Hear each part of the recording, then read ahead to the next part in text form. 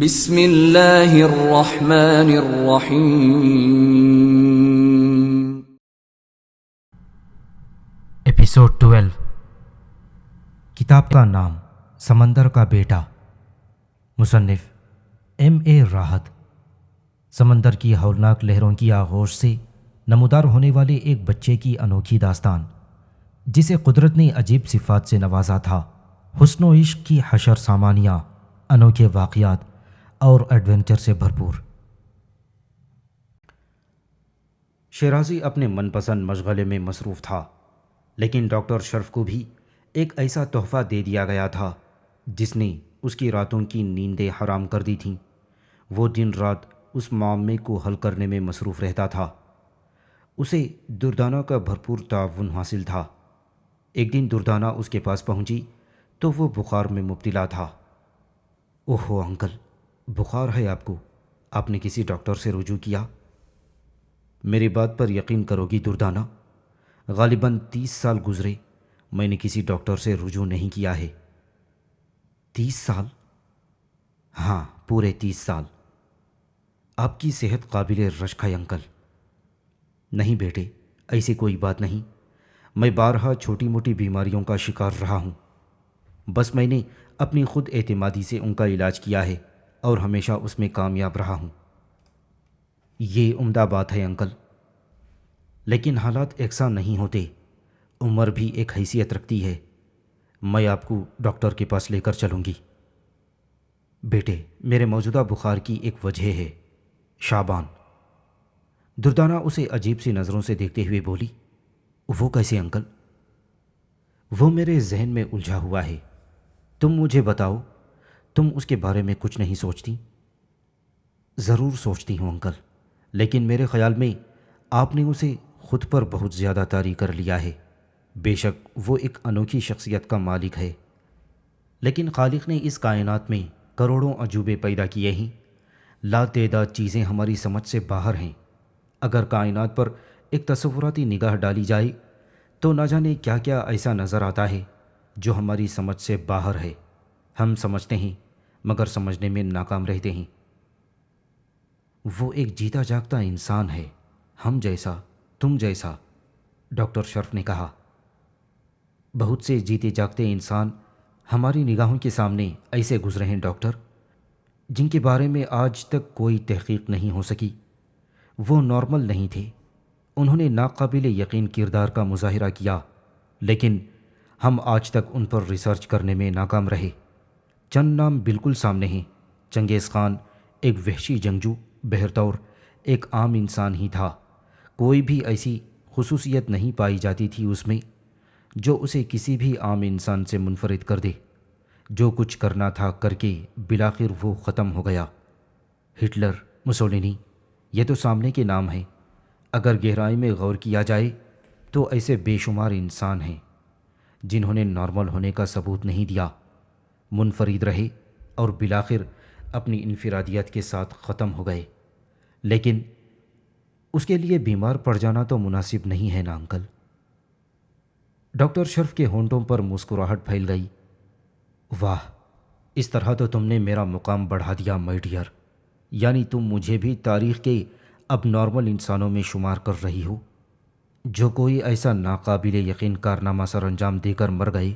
مثلاً میں اس کے لیے مر جاؤں گا کہ میں اس لڑکے کے بارے میں صحیح معلومات حاصل نہیں کر سکا۔ یہ ناکامی میری موت کا باعث بھی بن سکتی ہے۔ کیا خیال ہے یہ کارنامہ ان کارناموں سے کسی طور کم نہ ہوگا؟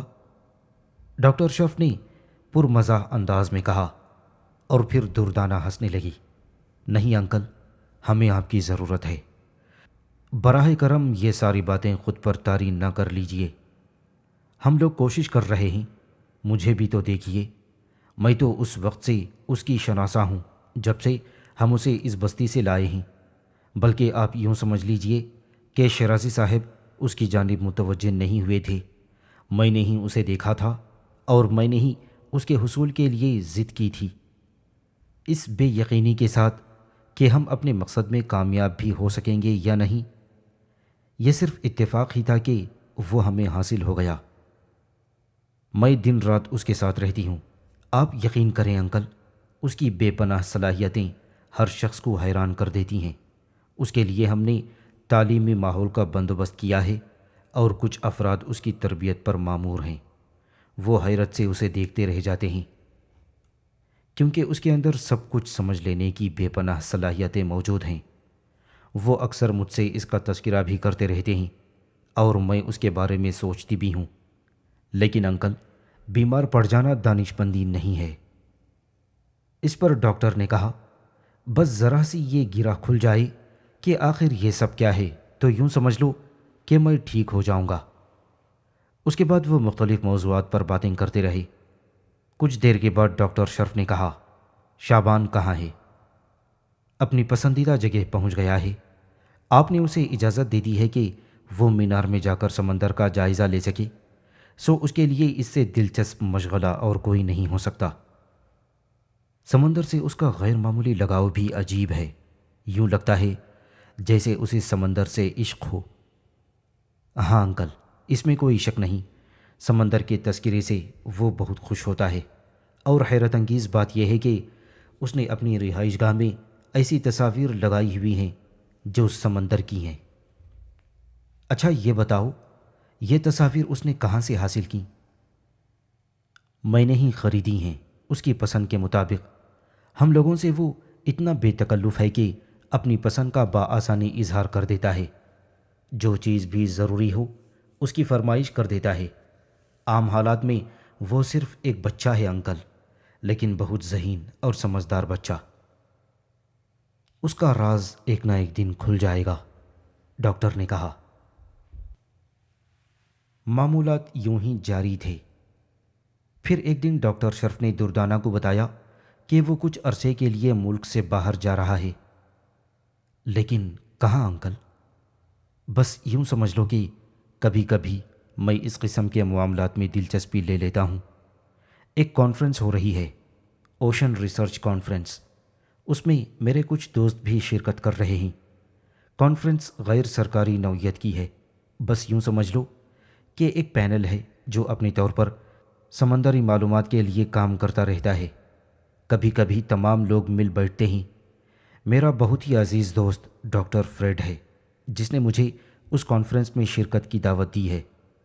ڈاکٹر فریڈ سے میرے تعلقات تقریباً 20 سال سے ہیں۔ وہ بہت معروف انسان ہے۔ جب بھی کوئی ایسا مسئلہ ہوتا ہے تو وہی مجھے دعوت دیتا ہے۔ بلا شبہ اس نے مجھے بڑی عزت اور بڑا مقام دیا ہے۔ تقریباً 15 دن مجھے وہاں لگ جائیں گے۔ اوہ، دردانہ نے آہستگی سے کہا، اس ہٹ کی چابی تمہارے پاس ہوگی دردانہ، یوں سمجھ لو کہ یہ تمہاری ملکیت ہے۔ میں جانتی ہوں انکل، لیکن در حقیقت میں یہ ذمہ داری قبول نہیں کرنا چاہتی کیونکہ بہرطور یہ ایک خطرناک جگہ ہے۔ ارے کیوں؟ میں بار بار سوچتی ہوں انکل کہ لوگوں کو اس کے بارے میں معلومات نہیں ہیں، ورنہ نہ جانے کون کون ادھر دوڑ پڑتا۔ یہ تو میں بھی سوچتا ہوں کہ کوئی میرے اس آخری آرام گھر کو اپنی ہوس کے لیے خراب نہ کر دے۔ بہرطور یہ خطرہ تو میری موجودگی میں بھی رہتا ہے۔ میرا خیال ہے کہ یہاں سے دور ہٹ کر تم لوگوں کو بھی کچھ الجھن ہوگی کیونکہ تم لوگ بھی اس کے عادی ہو چکے ہو۔ نہیں انکل، میں کسی قسم کا پرہیز نہیں کر رہی، لیکن ضروری سمجھتی ہوں کہ ایسا نہ ہو۔ آپ براہ کرم کسی غلط تصور کو ذہن میں جگہ نہ دیں، کیونکہ 10-15 دن ہی کی تو بات ہے۔ ویسے بھی بعض اوقات ہم لوگ 15 دن تک ساحل پر نہیں آتے۔ ٹھیک ہے، جیسی تمہاری مرضی دردانہ۔ اوشن ریسرچ سینٹر کی عمارت میں بہت سے کمرے بنے ہوئے تھے۔ یہ ایک بین الاقوامی نوعیت کا ادارہ تھا اور اکثر یہاں اس قسم کی کانفرنسیں ہوتی رہتی تھیں۔ ڈاکٹر شرف کو ہاتھوں ہاتھ لیا گیا۔ اس کے معمر دوست ڈاکٹر فریڈ نے اس کا پرجوش خیر مقدم کرتے ہوئے اس کی ملاقات اپنے 2 خاص دوستوں ایروگارٹر اور مڈ ہاربر سے کروائی۔ دونوں ہی نے ڈاکٹر شرف سے مل کر خوشی کا اظہار کیا۔ اتفاق ہے ڈاکٹر شرف کہ اس سے پہلے کبھی آپ سے اس سلسلے میں ملاقات نہیں ہو سکی اور نہ ہی آپ کا نام کسی خاص سلسلے میں سنا جا سکا۔ ایروگارٹر کی اس بات کا جواب ڈاکٹر شرف کے دوست ڈاکٹر فریڈ نے دیا۔ ڈاکٹر شرف ان خوش نصیب لوگوں میں ہیں جو کسی ادارے سے منسلک ہو کر پابند نہیں ہو جاتے، بلکہ اپنے طور پر اپنے مشغلے جاری رکھتے ہیں۔ ہم لوگ کہیں نہ کہیں پابندیوں کا شکار ہیں، لیکن ڈاکٹر شرف من موجی ہے، جو جی چاہتا ہے کرتا ہے، اپنے وطن میں رہتا ہے اور اپنے طور پر اپنے مشاغل جاری رکھتا ہے۔ ویری گڈ، پھر تو سمندر سے متعلق ڈاکٹر شرف کے پاس بہترین ریکارڈ ہوگا۔ ہاں، کیوں نہیں؟ میں نے ڈاکٹر شرف کو بعض جگہ بولتے ہوئے سنا ہے، اور میں دعوے سے یہ بات کہہ سکتا ہوں کہ اگر ڈاکٹر شرف چاہے تو اوشنوگرافی میں اپنا نام بڑی آسانی سے ابھار سکتا ہے۔ اس کی ریسرچ بڑی سود مند ثابت ہو سکتی ہے، لیکن اسے مجبور کون کرے؟ ڈاکٹر شرف مسکرا کر خاموش ہو گیا۔ 5 روزہ کانفرنس تھی اور اس سلسلے میں تمام تر ممالک کے نمائندے آ چکے تھے۔ اپنی اپنی سمندری تحقیقات کے بارے میں انہیں مقالے پڑھنے تھے۔ ڈاکٹر شرف کی نوعیت ذرا پرائیویٹ قسم کی تھی اور اس کا نام ان لوگوں میں شامل نہیں تھا۔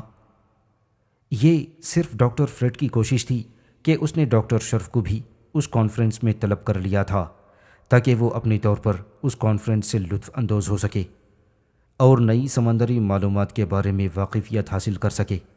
بڑی بڑی کارآمد باتیں ہوئی تھیں، سمندر کی دنیا کے بارے میں بڑے بڑے انکشافات کیے گئے تھے، لیکن جو راز ڈاکٹر شرف کے ذہن میں محفوظ تھا وہ اپنی نوعیت کا واحد ہی تھا۔ ڈاکٹر شرف کا دل بار بار مچل رہا تھا کہ وہ اس کانفرنس میں شعبان پر گفتگو کرے، لیکن اس نے ناسمجھی کا مظاہرہ نہیں کیا اور اس بات کو خاموشی سے پی گیا۔ کانفرنس کے 5 روز ڈاکٹر شرف کے لیے بڑے کارآمد ثابت ہوئے تھے۔ بالآخر یہ کانفرنس ختم ہوئی۔ آنے اور جانے کا وقت اور پھر ڈاکٹر فریڈ کی مائیت ڈاکٹر شرف کے لیے باعث دلچسپی تھی، چنانچہ اس نے اپنے طور پر جو 15 روزہ پروگرام بنایا تھا وہ اس سے کم وقت میں ختم نہیں ہو سکتا تھا۔ کانفرنس کے اختتام پر یہ عمارت چھوڑ دی گئی۔ ڈاکٹر فریڈ نے ایک ہوٹل میں اپنے کمرے حاصل کیے۔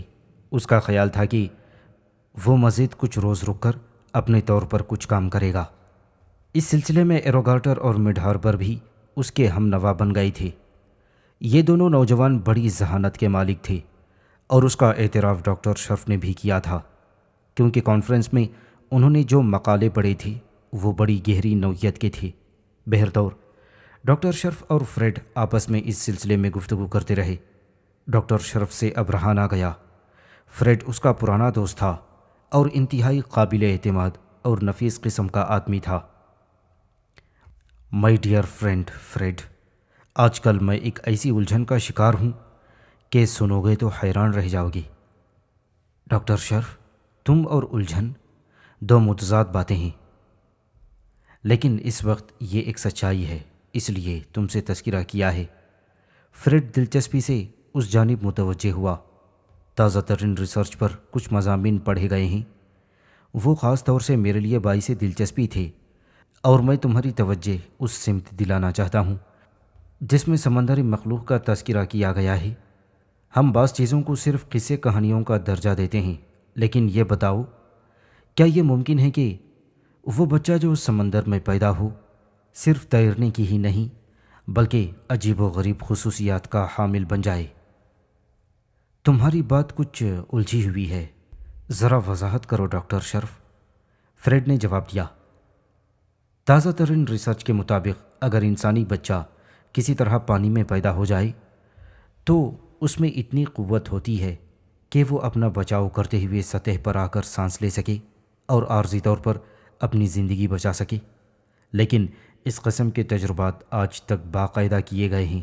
کسی غیر متوقع حادثے کے تحت ایسی کوئی ولادت نہیں ہوئی، یا اگر ہوئی ہے تو اس کی کوئی کہانی منظر عام پر نہیں آ سکی۔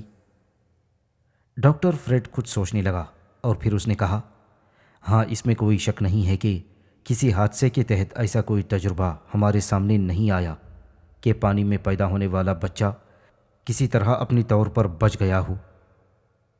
اب میں اپنی بات زیادہ وضاحت کے ساتھ کہہ سکتا ہوں، اور اس سلسلے میں ڈاکٹر فریڈ تمہاری رائے معلوم کرنا چاہتا ہوں۔ ایک بات بتاؤ میرے دوست، کیا ہم اس گفتگو میں ایروگارٹر اور مڈ ہاربر کو بھی شریک کر سکتے ہیں؟ میرا خیال ہے وہ دونوں کافی ذہین ہیں اور ہماری مدد کر سکتے ہیں۔ تو پھر میں انہیں طلب کر لیتا ہوں، فریڈ نے کہا، اور تھوڑی دیر کے بعد وہ دونوں بھی یہاں آ چکے تھے۔ اب تک تو انہوں نے نہایت ذہانت اور فراست کا مظاہرہ کیا تھا اور ڈاکٹر شرف ان سے بہت متاثر تھا۔ ڈاکٹر فریڈ نے یہ دلچسپ گفتگو شروع کرتے ہوئے کہا، ایروگارٹر اور مڈ ہاربر، ڈاکٹر شرف ایک ایسا مسئلہ ہم لوگوں کے سامنے پیش کرنا چاہتے ہیں جو واقعی دلچسپ نوعیت کا ہے۔ ابھی ہم اس پر گفتگو کر رہے تھے کہ میں نے ڈاکٹر شرف سے درخواست کی کہ اگر ہم آپ دونوں کو اس میں شامل کر لیں تو کیسا رہے گا۔ ڈاکٹر شرف نے اس کی اجازت دی ہے۔ ویری گڈ، مسئلہ کیا ہے؟ ایروگارٹر نے پوچھا، اور ڈاکٹر فریڈ سوالیہ نگاہوں سے ڈاکٹر شرف کو دیکھنے لگا۔